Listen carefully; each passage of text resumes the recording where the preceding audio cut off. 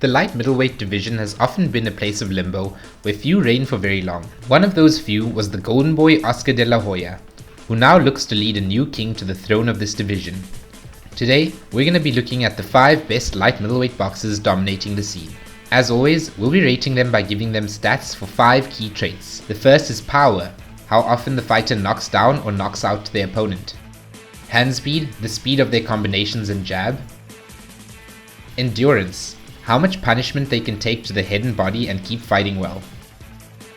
Gas tank, whether they can manage their energy well enough to perform well in the later rounds. And technique, footwork, head movement, downloading information during the fight, and any other tools the fighter may have in their arsenal.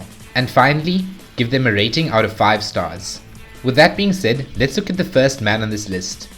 Holding 4 of the 5 belts, he's the current unified champion of the division, Jermell Ironman Charlo. Born in Louisiana in 1990 and standing at a height of 5'11" or 180 centimeters and having a record of 35 wins, 2 losses and 1 draw, Jermell is one of a set of highly accomplished twins, the Charlo twins. His first loss from a split decision was avenged with a knockout in the rematch, and his second loss would come most recently when he went up 2 weight classes to challenge one of the pound-for-pound kings, Canelo Alvarez.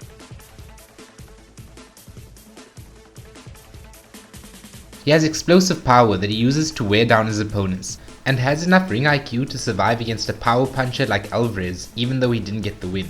In the weight class we're talking about today, Charlo is cool, calculated, and devastating. He's a phenomenal champion who always shows up to give the fans a spectacle of a fight. It really is going to take something special to take those belts away from Jermell Charlo.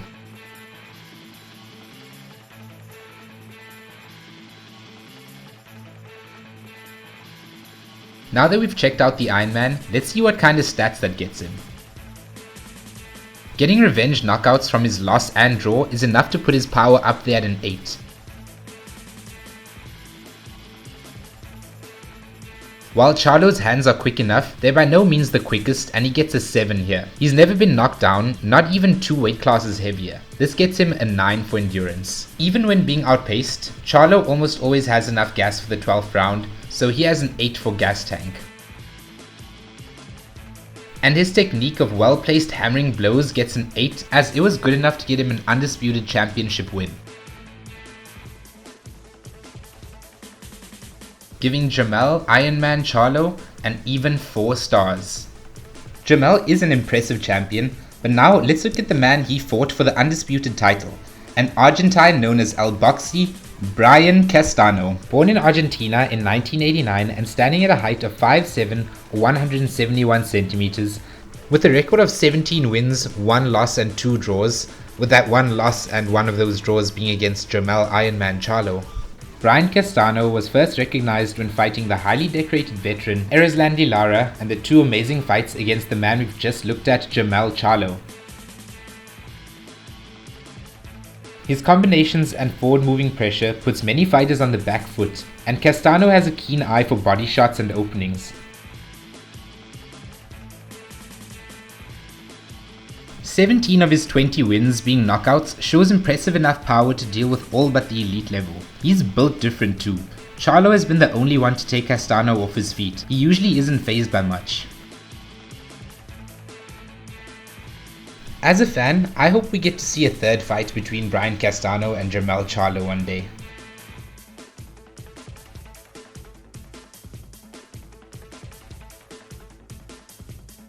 With all that said, let's look at how that affects his stats.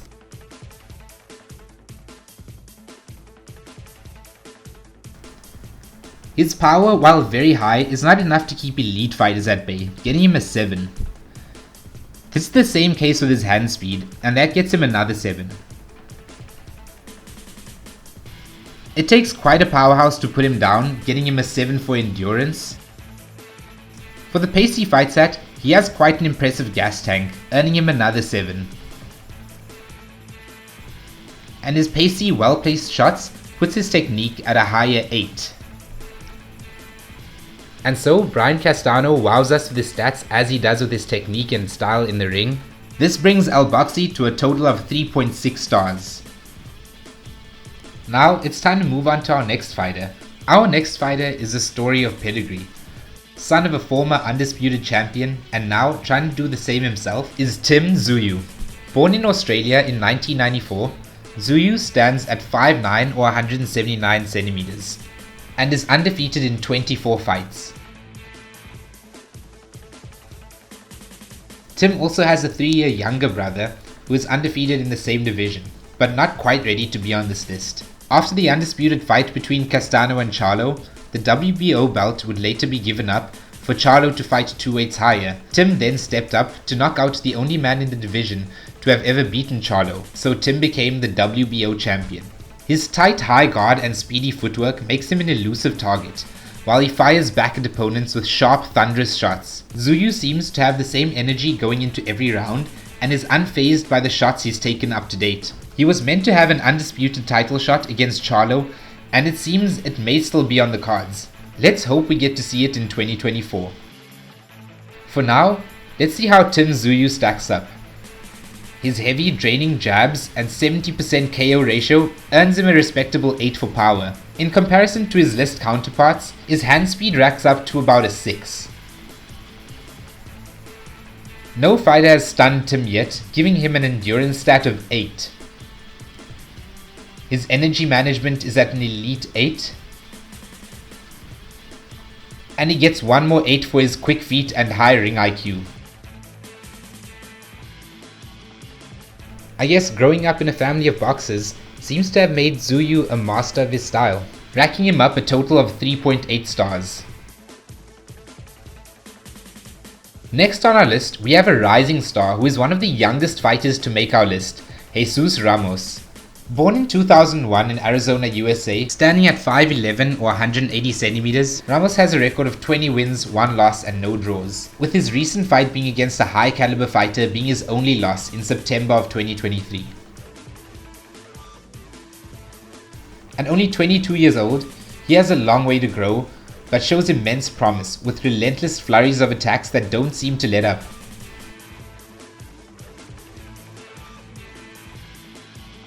He also isn't afraid of getting up into close dogfights and seems like he can weather any storm.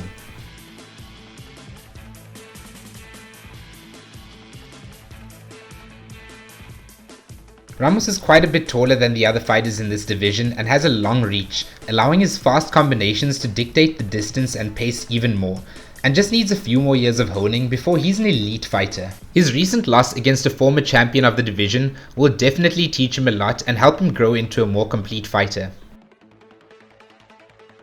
Keep an eye on Ramos because I'm sure he'll be climbing the list in years to come. For now, let's look at the stats of Jesus Ramos. He's knocked out 17 of his 20 wins, but he only gets a 6 because they weren't elite opposition. His combo flurries are a spectacle to watch, getting him a 7. He isn't afraid of eating punches and often comes out swinging with his own, earning him another 7. Ramos can keep up an impressive pace in late rounds, so he'll get an 8 here. And lastly, his technique, which needs honing through experience, will get him another 6. Meaning our young star gets an impressive 3.4 stars. We have one more fighter on our list, and he is brand new to the division. Backed by the golden boy Oscar De La Hoya, it is Virgil Ortiz Jr. Born in 1998 in Texas, USA, at a height of 5'11" or 180 centimeters and being unbeaten in 20 fights, Ortiz was mentioned in our last video as he was meant to have a fight against Iammantis Stanionis as his first big test, but had health issues making him unable to make the weight. He now joins the light middleweight division looking for greatness. He's had his first victory with a first round knockout as a light heavyweight and has already called out Tim Tszyu.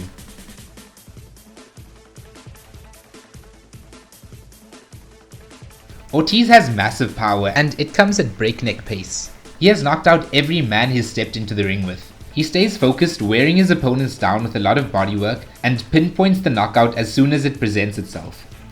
He has yet to be tested against a world-class fighter, but Ortiz looks the real deal for now.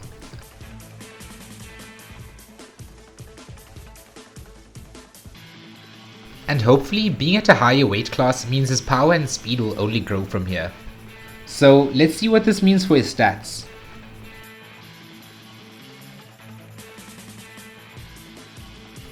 Although his power is monstrous, we're giving him a 7 since it needs to be tested at this weight. His hands are lightning and most opponents have a horrible time keeping up, worthy of an 8. His endurance is remarkable, but again something that needs to be tested at this weight, so we're giving him another 7. Ortiz has composure and doesn't gas himself out unnecessarily, grabbing him an 8 here. And finally, 100% knockout ratio means you're doing something right, another 8 for technique. Which is going to get our new boy in the division 3.8 stars. And that wraps up the welterweight division on paper. Please leave a like and subscribe if you enjoyed this video, and we'll catch you on the next one.